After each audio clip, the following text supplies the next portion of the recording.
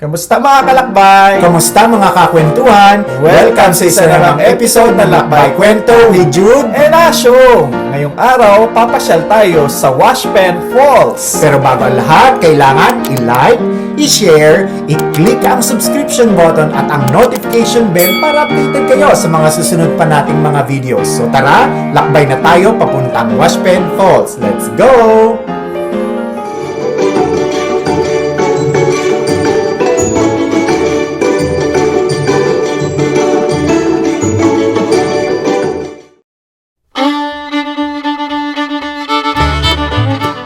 Ayan! Nagbabalik na naman ang inyong mga kalakbay at kakwentuhan.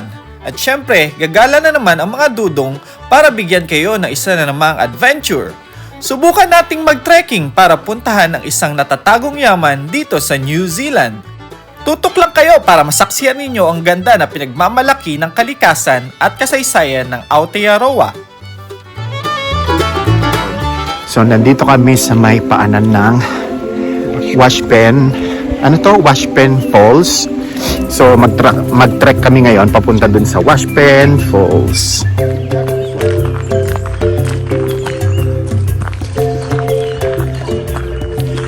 Yan, nandito kami ngayon sa may track ng Washpen Falls. So ayan. It's 17 kilometers. Ha? Ang layo naman. 7 kilometers walk? Grabe. Nauubos ang baterya ko niyan. Saan nga ba nanggaling ang pangalang Washpen Falls? Nung ang mga Europeanong magsasaka ay nagpastol ng mga tupa sa mga burol, pinaniwalaan nilang mas magiging mahal ang benta ng mga balhibo ng tupa sa may Inglaterra kung pinaliliguan nila ang mga tupa bago sila kalbuhin. Kaya, sa mga bati sa lugar na ito, nagtayo ang mga nasabing magsasaka ng mga kulungan. Malakas na umagos ang tubig sa mga kulungan, kaya ang kawawang mga tupa ay pilit na nahugasan. Mga kaibigan, hindi pa po kami nangangalahati. Wala pa pong 1/4. Hingala po kami mga kaibigan. Ang gawin din. Napakagbayan na po ng lugar. Tahimik. Kami lang po nandito. Dami mga puno. Maganda. Napakadilim. Dinadaanan mo. Maraming ugat ng puno. Baka Tayo na sa sineskwela, si Ugat Puno ay nandito.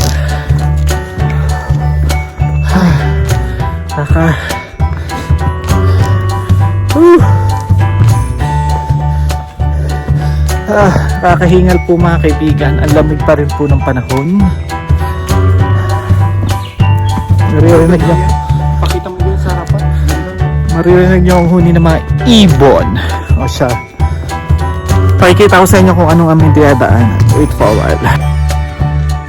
Walang mga dahon ng mga puno kasi nandun sila sa taas. Wala naman talaga yun. Ganyan. Lakbay. Ganda ng ating regalo. Picture muna. Picture tayo. Ang ganda.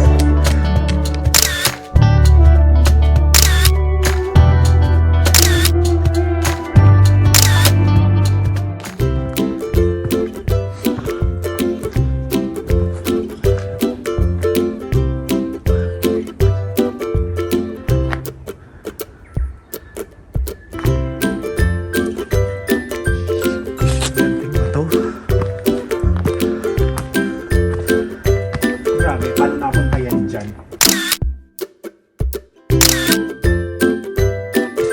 So yan, tuloy-tuloy pa rin po tayo sa ating pag-akyat sa may track papunta Washpen Falls. So yun, iniwanan na ako ng isa. Wala pa man din akong tungkod. Ginagawa tayo number 1. So number 6, boulder, lava boulder. Lava ba yan? The large block of rhyolite lava would have been blown here during the volcanic activity which formed these hills 89 million years ago. Although original Borealis boulder has been exposed by glaciers during the Ice Age, in the interval between 850,000 years ago and 14,000 years ago, there were at least 8 large glacial rises over this area, dramatically shaping the landscape.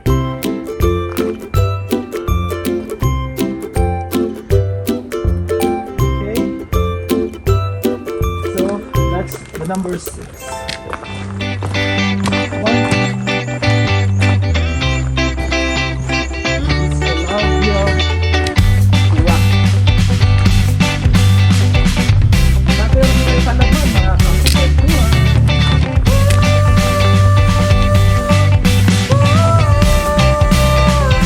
So yan ang napakagandang tanawin dito sa may track ng Washburn Falls.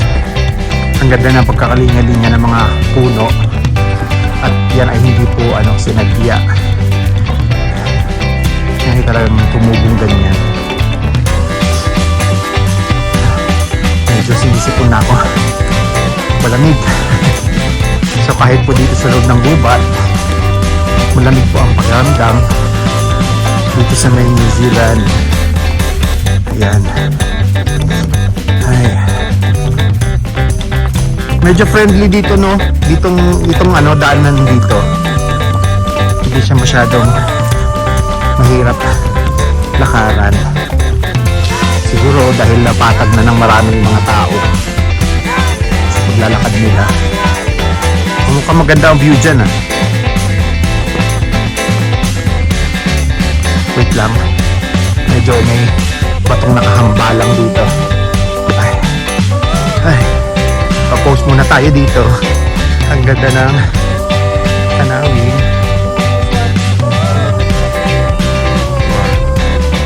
This is, or this one. Hanapin nyo. Saan daw? Southern Rata. These older southern rata trees can form perfectly symmetrical cones, and in the years when conditions are right, they become smothered in a blaze of crimson and red flowers. Its blossom is one of the showiest and most beautiful of New Zealand native plants. Unfortunately, the seedlings and plant itself are very palatable to the introduced pest opossum. The opossum has markedly reduced the presence of rata in this gallery. Ganda, oh. Tingnan mo, oh. Ang ganda, oh.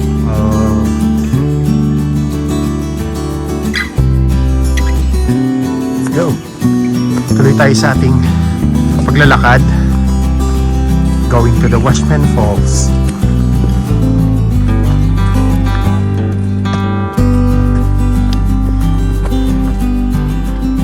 Yan. So, tuloy po natin ang ating paglalakad dito sa may track ng Washburn Falls.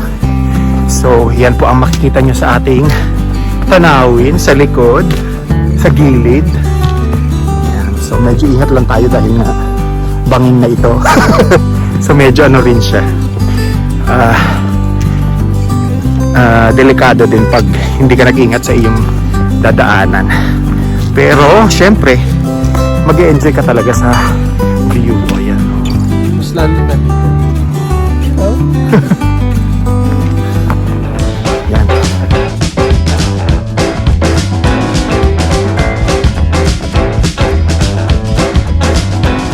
Alam nyo ba kung bakit ideal na mag-trekking dito sa New Zealand? Yan ay dahil ang bansang ito ay walang mga ahas.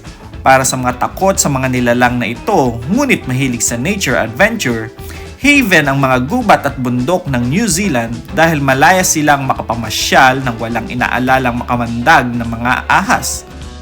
O diba? Trek na tayo mga beshies!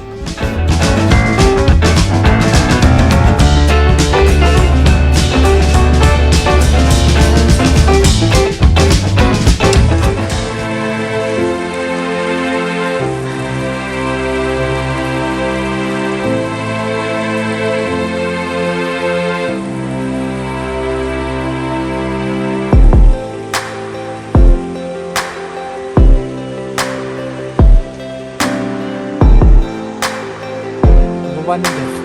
Residential.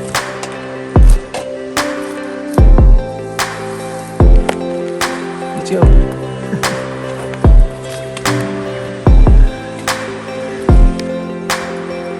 Yung pa ko. May dugo? Yung nalataran yung pa. May dugo. May dugo. Wala. Nag-detour lang kami kaunti para makita yung scenic view. Lookout. Pinahirapan lang kami sa isang malaking bato. Number 9. Sign natin. This number. Kaya yung camera. 9. Target. This white circle and many others in the canyon were painted on the bluff by the light tombstone to be used as target by the Home Guard Wills training during the Second World War. The paints durably can be explained by the amount of lead used in the paint making process during that era. Where are the paints? Ayun, iba-ibang kulay.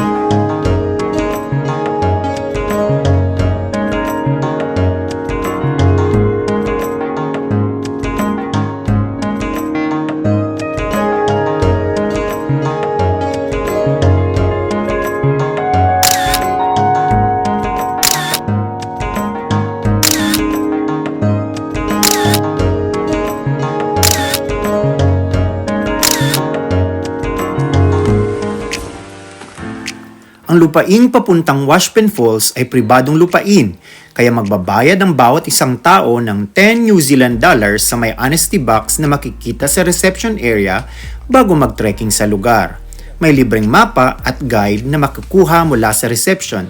Libre ding mahihiram ang mga trekking poles na pangtungkod sa sarili habang naglalakad.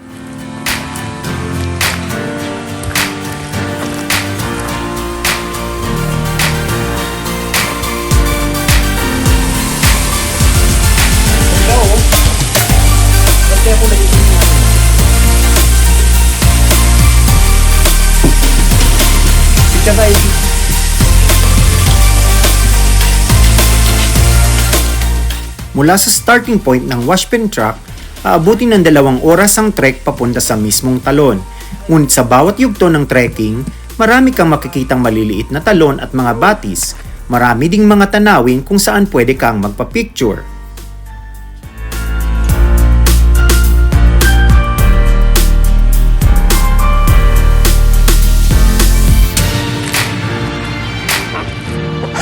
Nakuha ka sa video.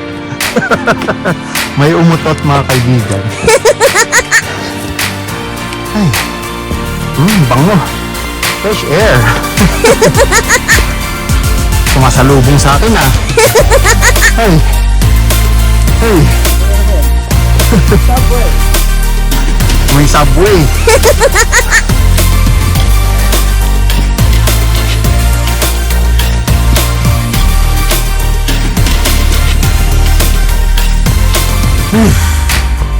Wait, napagod ako.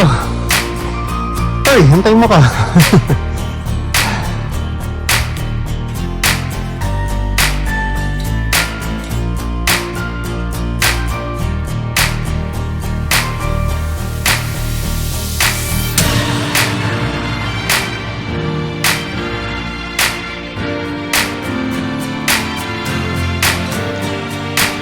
Hiningal na siya mga kaibigan. Kagaya ko rin. Pero kung ganyan naman ang hingal mo at ganito ang view mo, so sulit ang pagod. Ganda ng view.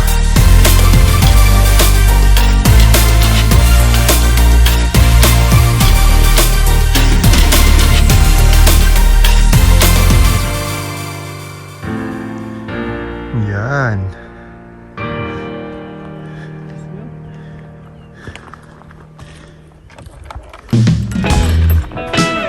Ito pala ang taas ng nakyat nating track.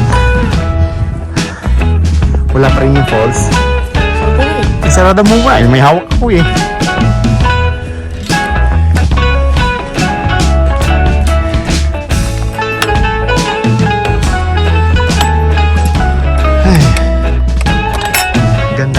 tanawin. Yan. Mais-ayos ulit ang track.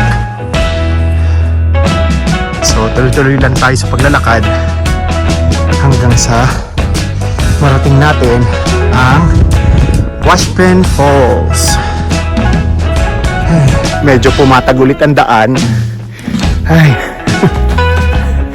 meron tayong active recovery sa ating hiking papuntang Washpen Falls. Yung isa hindi pa pagod. Active recovery na mga kaibigan, mga kalakbay kwento. Yan. Uy, dito muna tayo. Chill muna dito. Yan, tingnan natin yung view sa harap namin.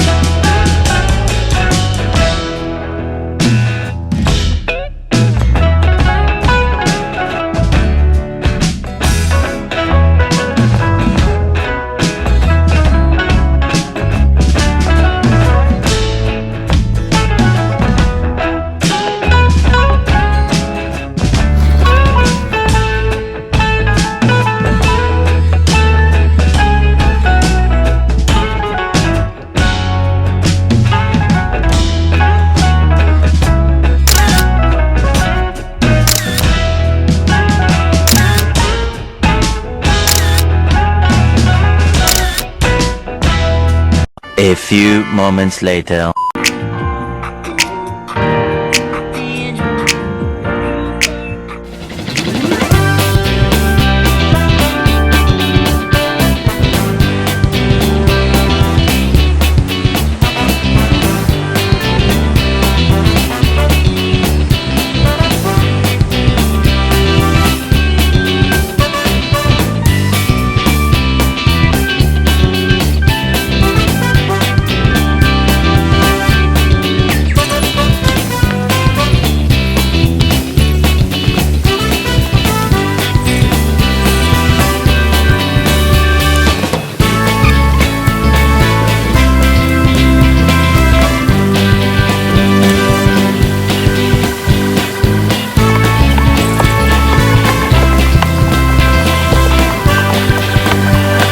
Yan. Malapit na po tayo mga kaibigan sa ating sinadyang Washpen Falls. It's my New Zealand. Yan. Maganda dito kasi may combination ng mga steep, mga patag, tsaka mga laddered na na mga daanan.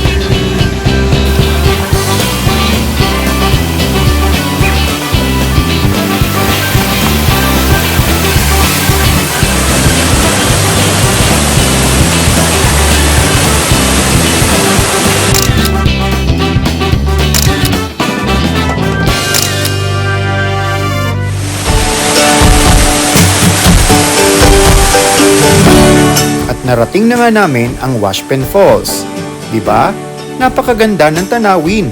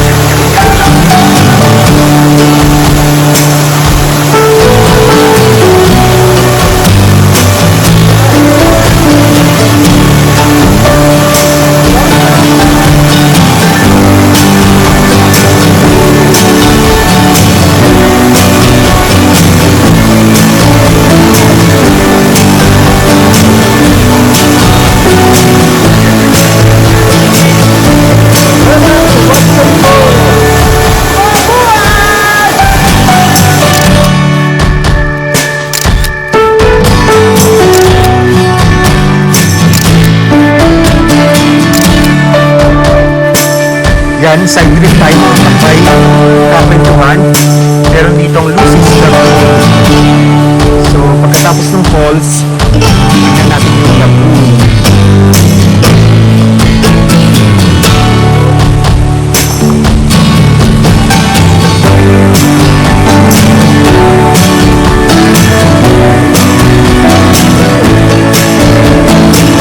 Pero sa lagoon kasi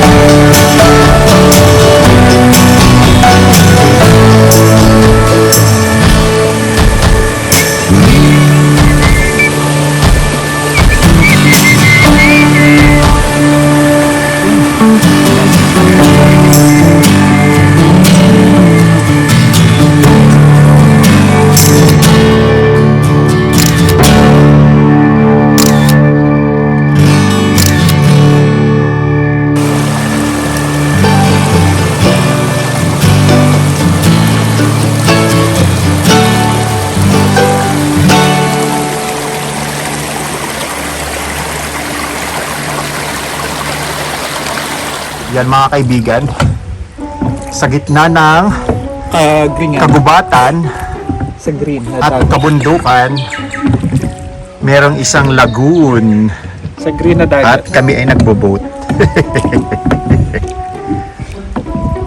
Yan na. Dali, ang daming sunfly. Yan, oh. Yan mga kaibigan, kami ay nagbo-boating dito sa may gitna ng kagubatan at kabundukan. May lagoon dito. At tingnan nyo yung isa. Malalim ba ito? Hindi naman ganun kalalim. Pero lubog tayo. Yan. Manipulate ko lang. Pero sana maibalik mo kami doon sa ano. Maibalik mo tayo, I mean. Sa may gilid. Ang daming sunfly. Sige, tiis pasyal. Tiis lakbay kwento. Yan.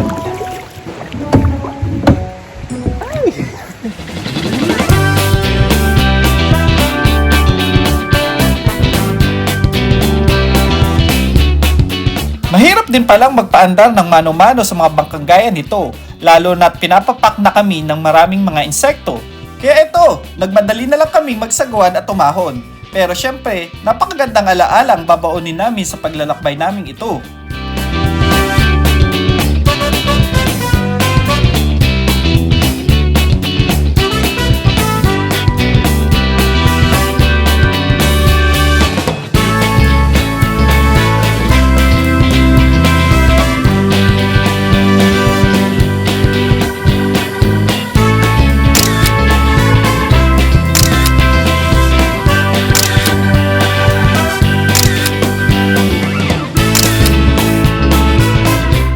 Isang mahalagang paalala lamang sa ating mga kalakbay kwento dyan, kung kayo ay nagnanais na pumasyal sa mga lugar na gaya nito at kayo ay nagdala ng mga plastic o mga water container na gawa sa plastic, kailangan pulutin, kunin at itapon din ito sa tamang lugar. Kailangang pangalagaan ang ating kalikasan.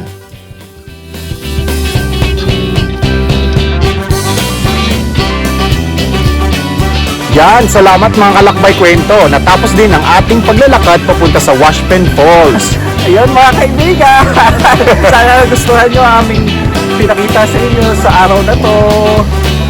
Kaya huwag nyo kalimutan i-click, i-like, i-click ang subscribe button at ang notification bell para sa mga susunod pang videos! Okay. Oh, bonus na tanawin lang mga kalakbay kwento. Hanggang sa muli. Bye-bye!